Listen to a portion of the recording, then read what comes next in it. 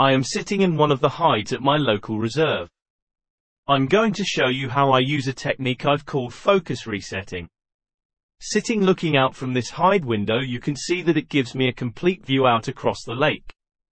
As I spend a lot of time in this hide throughout the year, this gives me an advantage as to know where most of the wildlife will be seen. You never know what will fly or run by. Anything from grey herons at the far back of the lake, to a kingfisher landing on the post to the left, or a good selection of waterfowl like this northern shoveler flying across the center of the lake. Even during winter when the lake was frozen, a fox coming from under the hide and running across the ice.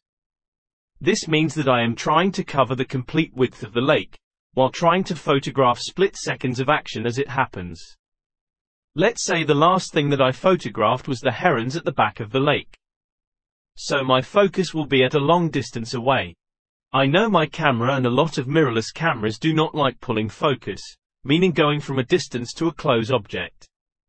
The focus would rather look for something that is close to where it last focused, which would be at the back of the lake. Let's say we have a duck or a kingfisher fly past along the center of the lake. I am going to need to track the bird with my eye then lens as I lift the camera to my eye. But as the last focus was at the back of the lake, I'm not going to be able to see anything in the viewfinder if I am lucky.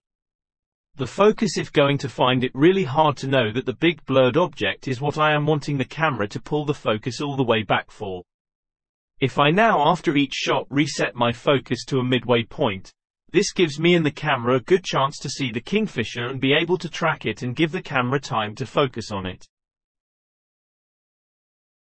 You can now see me doing this in practice, moving the focus from the distance to a midway point, giving me and the camera the best starting point.